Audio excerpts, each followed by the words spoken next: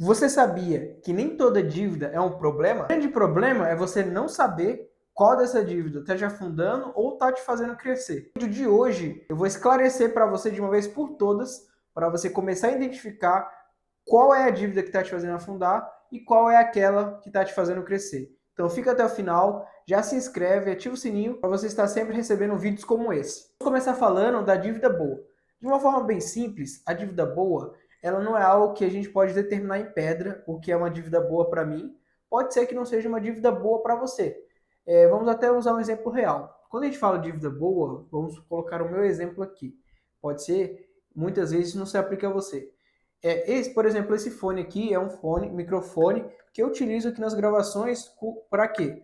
Com o propósito de entregar um áudio melhor para poder as pessoas gostarem mais do conteúdo. Porque muitas vezes as pessoas têm a possibilidade de apenas escutar. Então, pelo menos eu entregar através desse microfone um áudio melhor, isso vai fazer com que as pessoas retenham mais, ficam mais conteúdo. Para mim, isso é investimento e é considerado uma dívida boa.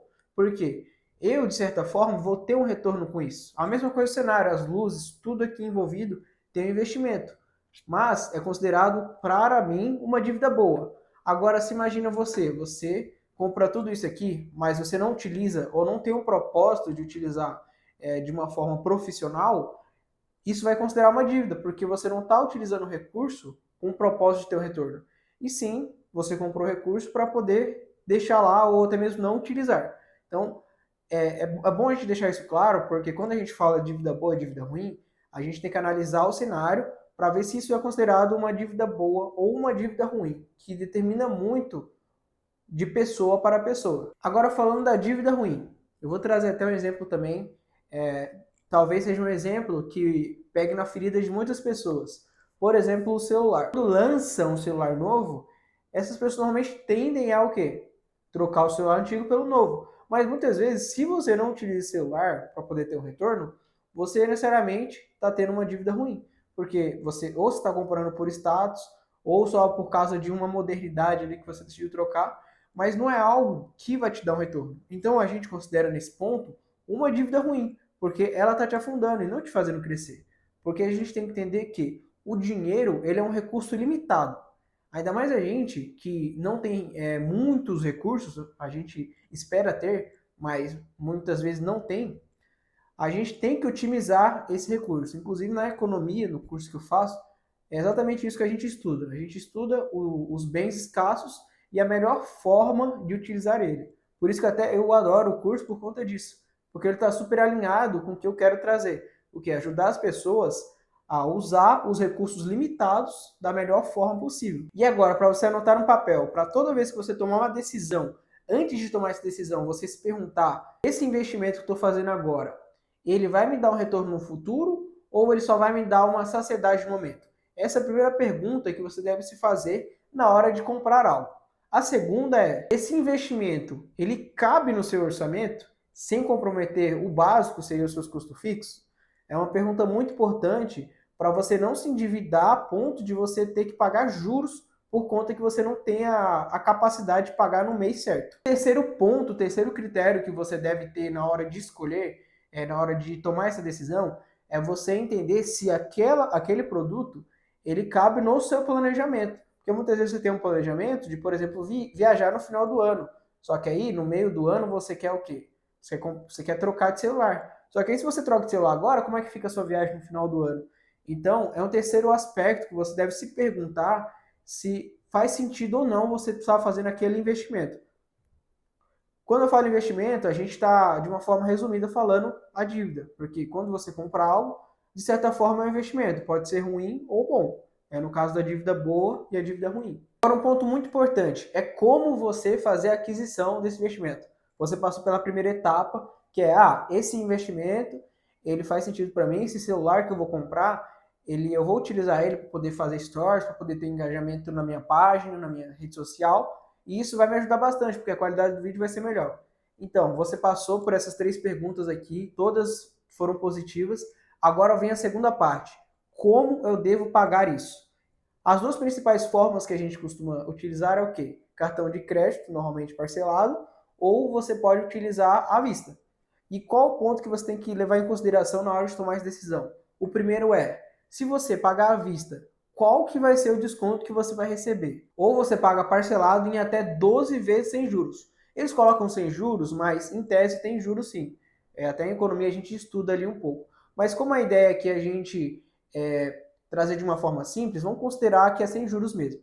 Então ali a gente tem essas duas opções, onde um celular que você vai pagar 2.000, você recebe um desconto de 20%, em vez de você pagar 2.000, você vai pagar 600. Mas, se você não decidir pagar à vista, você vai pagar parcelado. Aí você vai pagar 12 vezes de 166,66. Vamos arredondar para 167. Então, você tem essas duas opções. Tá, mas como que eu posso decidir uma por outra?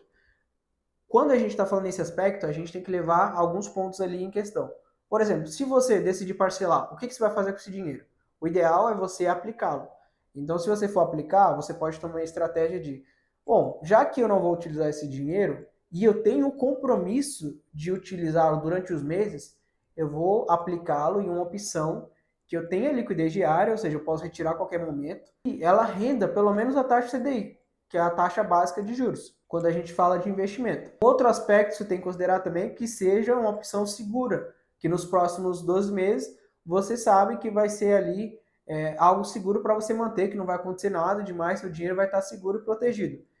Um aspecto que você pode levar em conta. Um segundo ponto que você pode levar quando a gente fala de uma compra no cartão de crédito é se você tem um cartão de crédito que tem a possibilidade de você receber milhas ou cashback.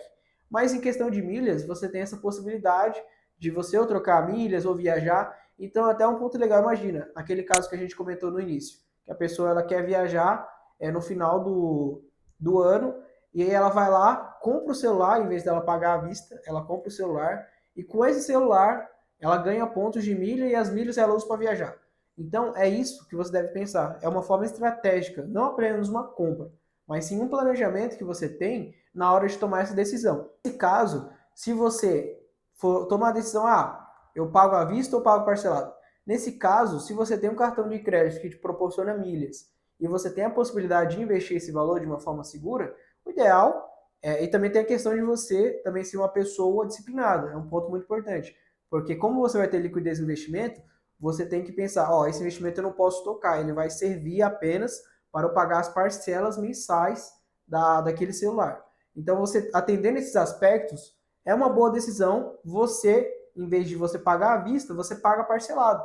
Porque você vai aproveitar o rendimento nesses 12 meses, você vai ter as milhas ali do seu cartão e você vai poder pagar de uma forma tranquila mês a mês. Isso vai te dar uma previsão e uma segurança maior do que você pagando um dinheiro totalmente à vista. Mas, claro, isso vai de caso para caso. A gente está considerando que a pessoa é uma pessoa disciplinada, que ela não vai utilizar aquele dinheiro para outras coisas e acabar se endividando mais.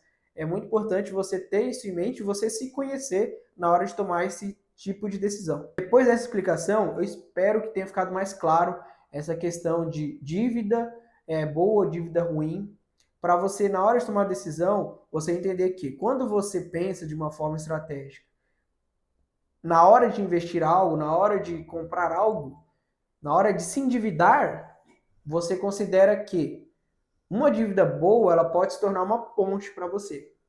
Já a dívida ruim se torna um buraco que vai fazer você tropeçar e ir para caminhos piores. Agora me diz você aqui no comentário, você já caiu uma dívida ruim achando que era boa? Quero ver de vocês aqui um pouco de como que é esse processo de tomar decisão, se vocês pensam nesses aspectos na hora de tomar essa decisão, ou se a partir de agora vocês vão começar a pensar.